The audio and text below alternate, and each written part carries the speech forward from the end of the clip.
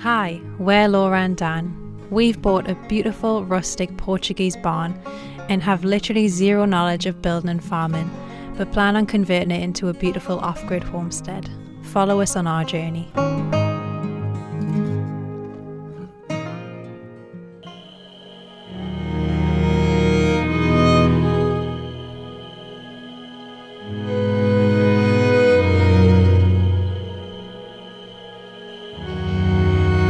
I absolutely love this space inside the bell tent. It's just such a nice space to have, especially in the winter when you can have a fire on. It's super cozy inside here. But I love the way where it's situated on the land. When the doors are open, you can see the mountains and the sunset in the distance, and it's just a really nice space to come and sit and just be in the silence.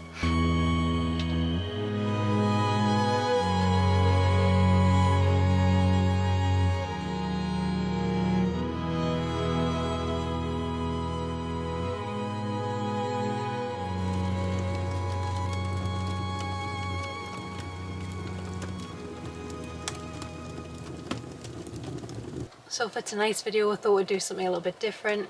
It's quite chilly outside, so we've come inside the bell tent, lit the log burner.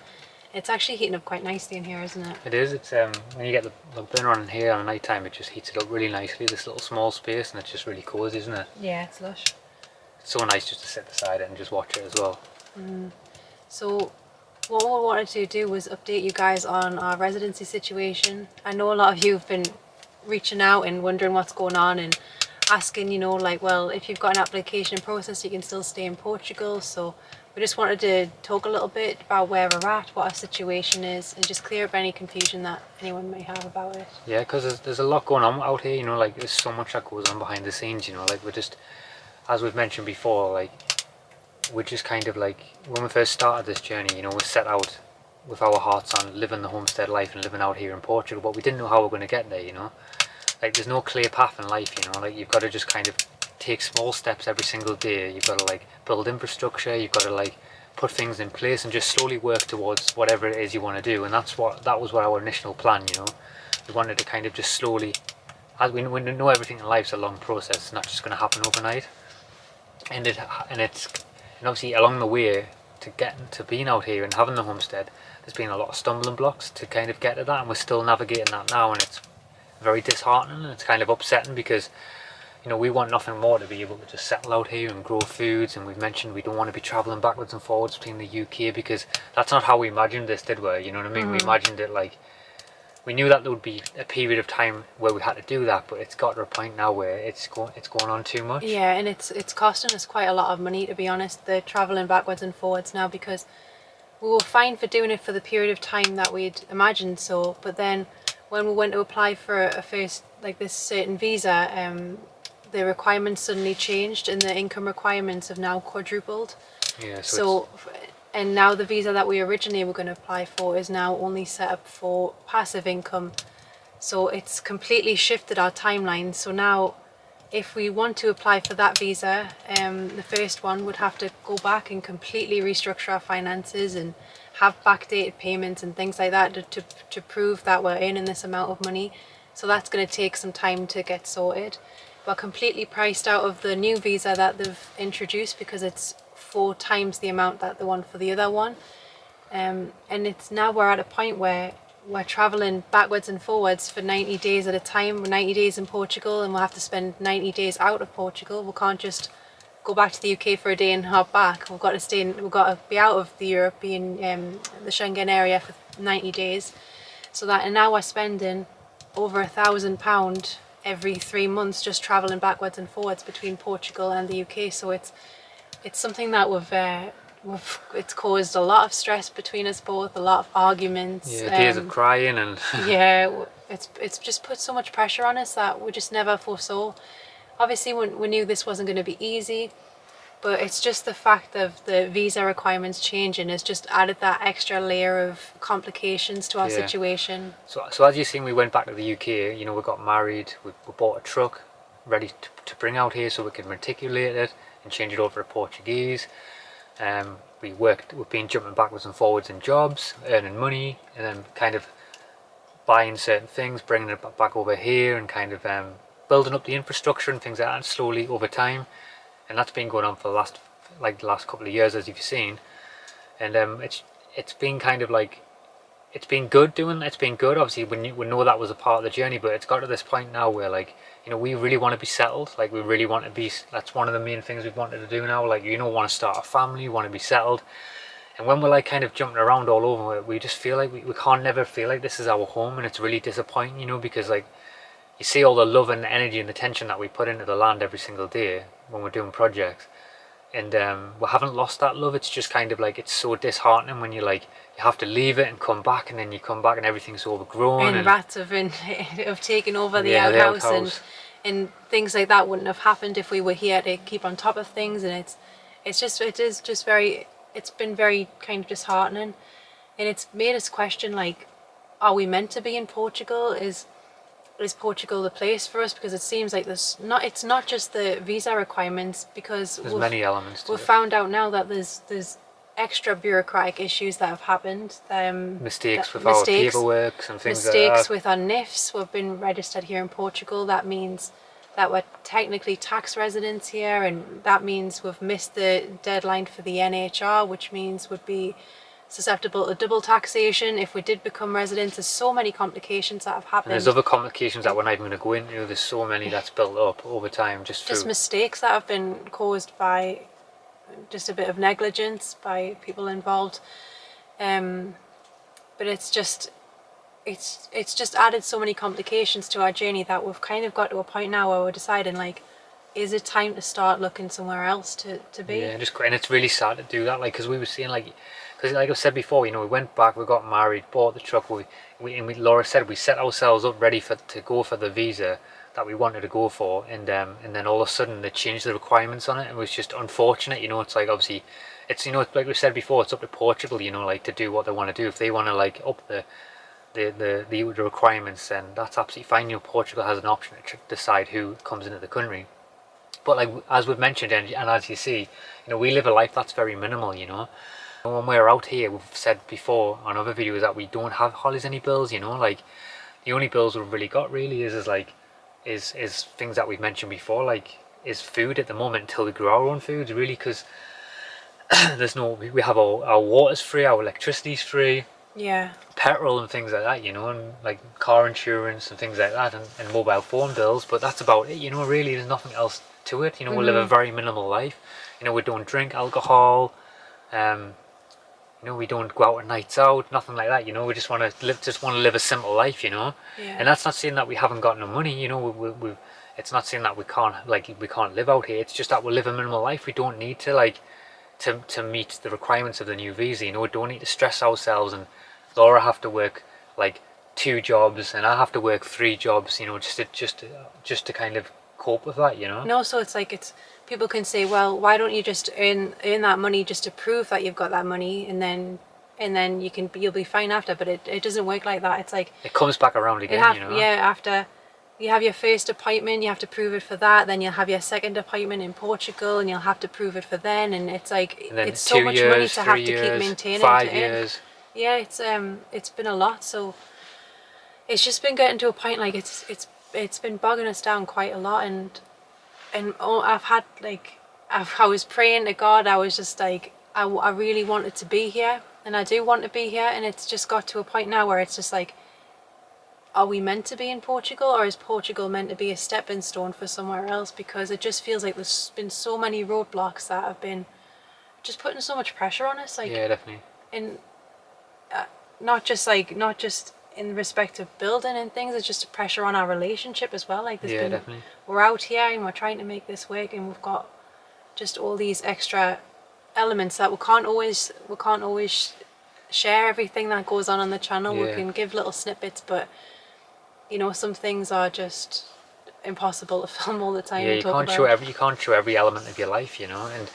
And like Laura said, we've been trying our best to do this, and I've had moments where, like, you've seen the love and the energy we've put into this land, and I've had moments, like I was saying to Laura, like, a couple of weeks ago, and I was saying about, like, you know, like, we've developed the barn to where it is now. We've, like, built the outdoor kitchen when they might never even get to really kind of, like, live out the fruits of that, you know, like might not be able to experience it. And it's really disheartening.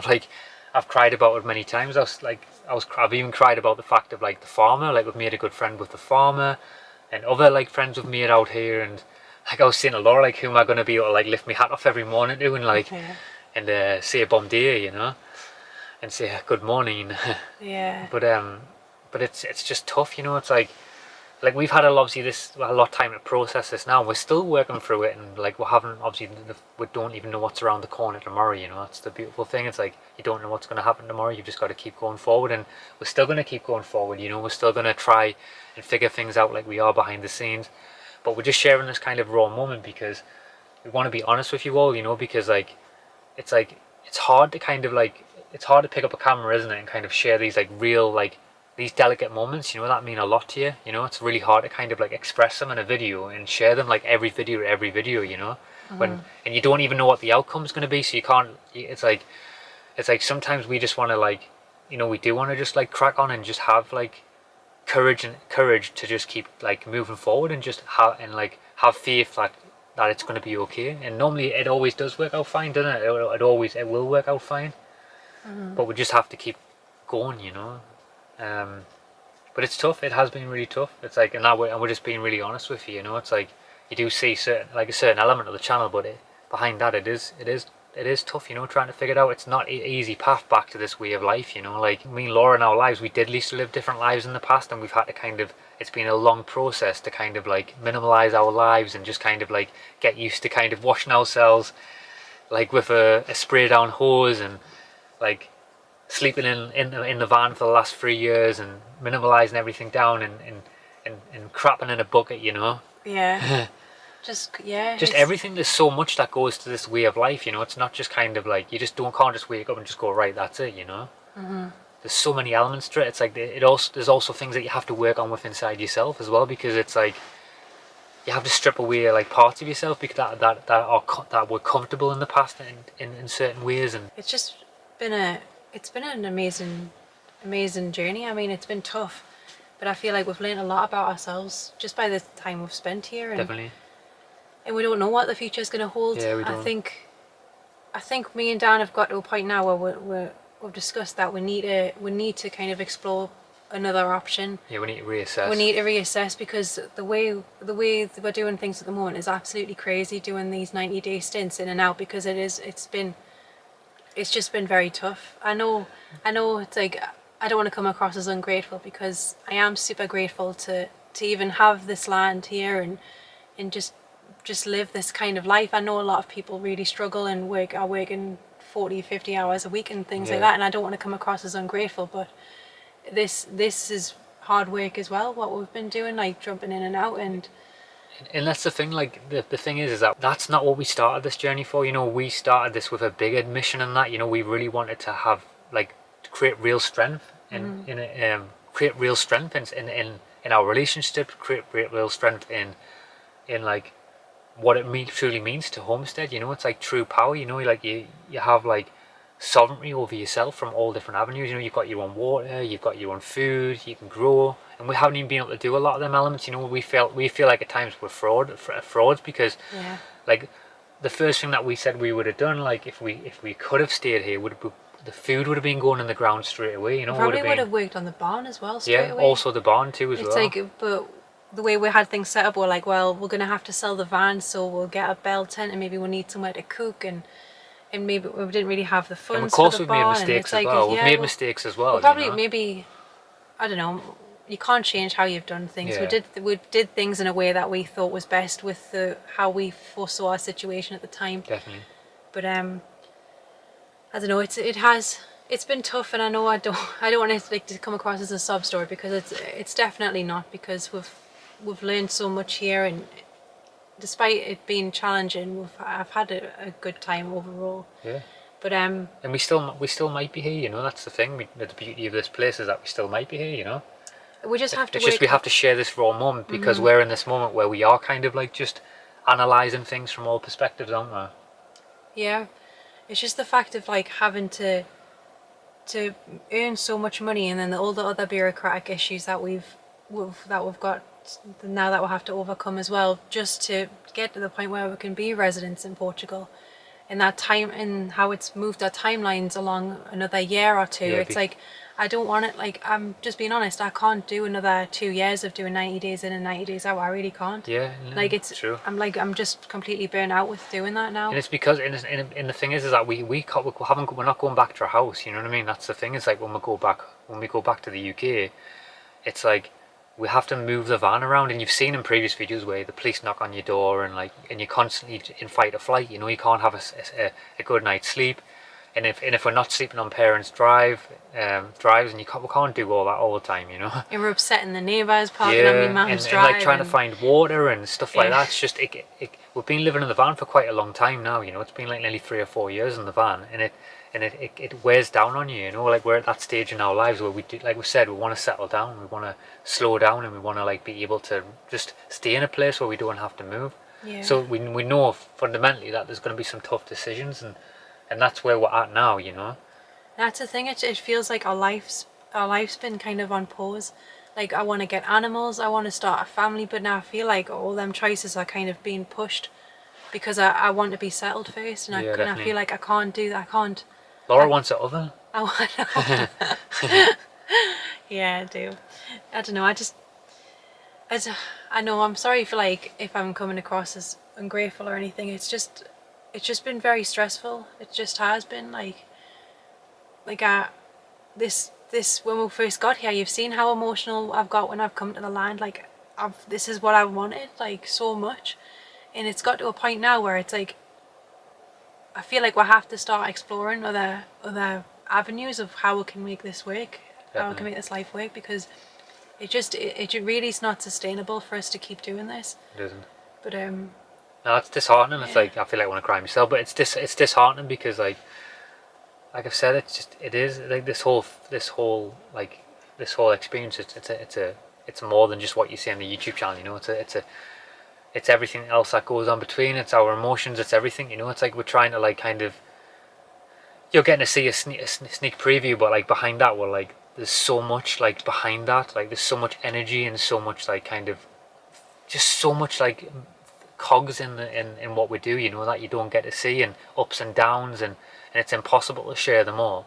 And that's why I said again, we're sharing this moment, because like I don't know what we're doing. We're documenting it. We're sharing that. Like we're just trying to be truthful and honest and to where we're at, you know. And we don't know how it's gonna look. Like we've been saying that, like we have been like exploring other places, haven't we? Like one of the places that we have been looking at is Ireland. We've been like kind of like just doing a bit of research, and just because that would be easier for us to kind of go to, because we can stay there all year round, yeah, because obviously it's part of the UK, and yeah, it's not part of the UK. Well, you know what I mean. Sorry, Irish people out there. Northern Irelanders. Yeah. But it's I know what you mean. Like we can stay there because we're UK citizens and they've got an agreement with Ireland. Yeah, so we can stay there like all year round, you know, and not have the pressure of like kind of making a certain amount of money and stuff, you know. And we're going to be able to get animals straight away and put food in the ground, you know. So that's definitely one of the places we've been exploring. We have been exploring other options, but I think we said we need to go and explore Ireland first, because we haven't even been to Ireland, so we need to go and explore it. That's one thing for sure. Yeah. We need to get out there and explore it and see what it's like. It's a lot colder out there as well. Doesn't get the sunshine. Yeah. No olive groves in Ireland. Yeah, we'll be losing our tans, that's for sure. Yeah, no vineyards, no olive groves, but at least we could stay there. Yeah. Without having to leave for 3 months at a time. But we have grew up in that climate our whole lives, you know. So for us, it's actually Ireland's actually a lot warmer than the climate we're used to in the north of England. So that's a bonus. It's a little bit warmer than where we grew up. Yeah, has warmer winters apparently. Yeah, definitely. So yeah, we just wanted to share with you guys where we're at. I know it's a lot, and we just need to go see other options and decide if it's worth, you know, sorting out the bureaucratic issues here and reorganising our finances so we can stay in Portugal and taking that extra year or two, or if it's worth just kind of, you know, moving on and using Portugal as a stepping stone to another place. Yeah. It's we just have to. It's something that we need to go feel out for ourselves. And it's going to be a big decision, because like we've purchased this land, as you know, with all our savings that we had, and you know, we went all in, and we already know that we see the whole like the whole picture around like other countries in the world. We know that the land is much more expensive than here. You know, we know that it's going to be very hard for us. We know that we might have to jump back into jobs. We have to sell the van. We have to sell the van. We have to sell the land. You know, we're going to have to go all in, and we're not scared to go all in, like, because we went all in here. You know, we didn't have a penny like when we first started, and then we were going back and we're working in UK, and I was like doing delivery jobs. You were working in housekeeping. Like, we were just like doing anything we could just to make a bit of money, you know, and like just picking up money here and there, and have to probably just go all in again. And we don't even know, even with that said, we could sell everything we have, everything that we have, and we still might not be able to get somewhere else, and that's a disappointing thing. But we know that it might be a risk that we have to take, just in that, off that chance that we can get settled somewhere. And for me, I think what we were at now is that it could be a risk that is worth it, because like Laura said, we can restructure our whole finances and keep doing this for how so long, or do we take this risk now and then we can, I mean, it's going to be tough, but we turn it around and then we can get somewhere, you know. I don't know. It's something that we just need to go explore. We just need to explore the possibility and of feel it all out, you know. Yeah. And we're still feeling it out now, you know. It's just, I don't know. We'll see. We'll see. God's always got a plan. So we'll see for sure. Yeah. It's just a raw moment and we're just sharing it, so I hope we haven't rambled too much, but we're just trying our best to kind of be honest as we can and share as much as we can, you know, because we don't want to like kind of paint this journey as kind of it's all like, and we're victims and things like that. It's we're like not. I understand it's like we've said, Portugal has a choice. It's nothing against Portugal. Yeah, like definitely. we'll really understand like that they can choose whoever comes here. Disappointing.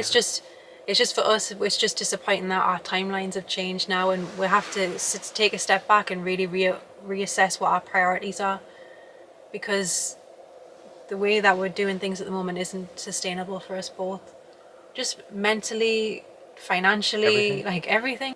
We need to make a big decision, you know. Yeah. And we'll figure it out no matter what, you know. Me and Laura will work together and we'll do it. Like, we've got each other, like, you know what I mean. We'll live anywhere. I've said this to Laura, is like, me and Laura together, we'll just live anywhere, you know. We'll live in a bin, won't we? Yeah. Yeah.